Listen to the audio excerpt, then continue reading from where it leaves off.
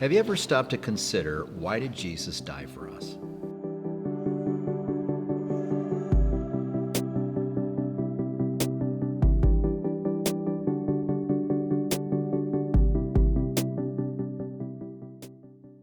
Have you ever tried to redeem yourself from doing something really stupid? Maybe you were supposed to cover down for someone during their shift and you completely spaced.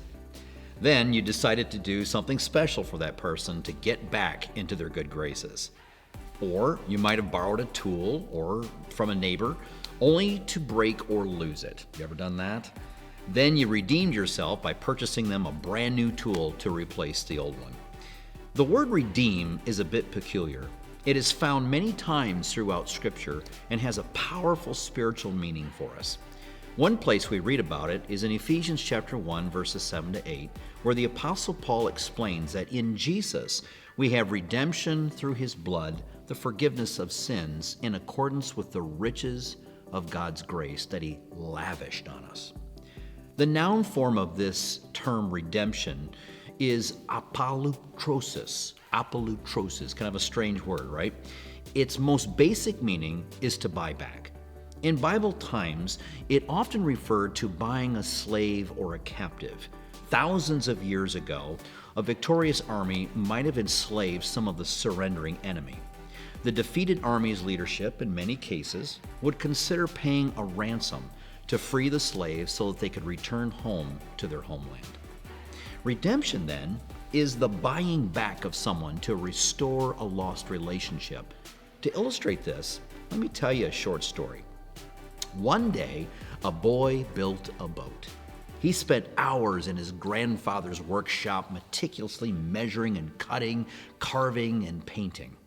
After much effort and painstaking work, he produced his prize and took it out for its maiden voyage. His house was situated near a wooded area with a creek that led to a channel eventually pouring out into the Atlantic Ocean. During the spring and summer months, he would take his boat back to the creek and place it in the water. He would watch as the stream gently tugged it along and would follow it on foot along the water's edge. He would follow it for a long distance, probably up to about a mile away, and then fish it out of the water before the channel's swifter current could take hold.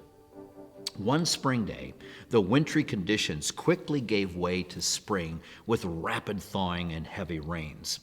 Because of this, the current swiftly sped along, unbeknownst to the boy. The moment he dropped the boat in the water, it took off. He raced along the bank, but the boat accelerated far beyond his pace. Finally, he stopped and watched helplessly as his boat floated away into the channel and then, destined for its own sea voyage, out of sight. The despondent boy dropped to his knees and wept. He had lost his prized possession. He plodded home, bewildered with his misfortune. Then one day, he walked into a local bait and tackle shop, and while browsing the lures, his eyes laid hold of a welcome sight. There on a shelf behind the counter was his boat. His face beamed with excitement. How did it get there, he thought.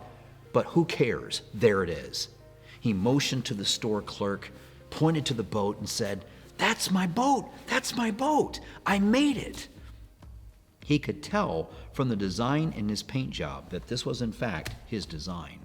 The clerk was incredulous, as someone had sold it to him. He replied, "I'm sorry, son, but I can't simply give you the boat because you claim that it's yours. You can buy it at the listed price, but I can't give it to you." The boy left the store crestfallen, and after considering his options, he came to a point of resolve. He decided he would work by doing odd jobs and make the money needed to buy the boat. Throughout the spring and summer months, he mowed grass and cleaned gutters and pulled weeds until he had accrued enough money for the purchase. He marched into the shop, slammed the money down on the counter, and with an air of triumph, he said, "I want that boat." And so he purchased the boat back. For him, the decision was simple. He made this boat, and he loved his boat. Purchasing the boat back just made sense to reunite him with what he loved most. This little tale can serve as a decent description of what God did for us. God created you and me for a close relationship with himself. We found ourselves floating down life's stream when we were seized by the current of sin. We were powerless to alter our current course due to its strong influence. It ripped us out of a loving intimacy and a relationship with our Creator, and we found ourselves enslaved to another owner. A price had to be paid. Our condition did not permit us the opportunity or the capacity to redeem ourselves. God could have concluded that we were irredeemable. Instead, God in his love, mercy, and grace decided that no price was too high. This price he paid with his own blood. With Jesus' sacrifice on the cross, he paid our ransom and secured our freedom from bondage to sin. We have to ask, why did he do that? Because God's love for you compelled him to do it. Redemption beautifully displays God's relentless love of us. He was unwilling to let us go.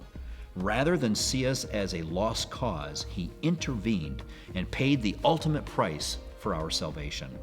The disciple Peter spells it out for us. He says, "For you know that it was not with perishable things, such as silver or gold, that you were redeemed from the empty way of life handed down to you from your ancestors, but with the precious blood of Christ, a lamb without blemish or defect." 1 Peter chapter 1, verses 18 and 19. What's more is that he didn't do it because of any merit of our own. It wasn't our own skill sets, our charming dispositions, achievements, or even human potential that prompted Christ's intervention. In fact, our only redeeming feature was the love of our Redeemer. The only way we have salvation is through Jesus' purchase of us.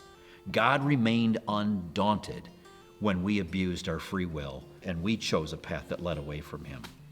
His resolve was unshaken and his will unwavering. Aren't you glad it was? His essential nature is love, and because of it, there was no price he was unwilling to pay. The next time you hear the word redeem or redemption, remember this profound but simple truth. Our only redeeming feature was the love of our Redeemer.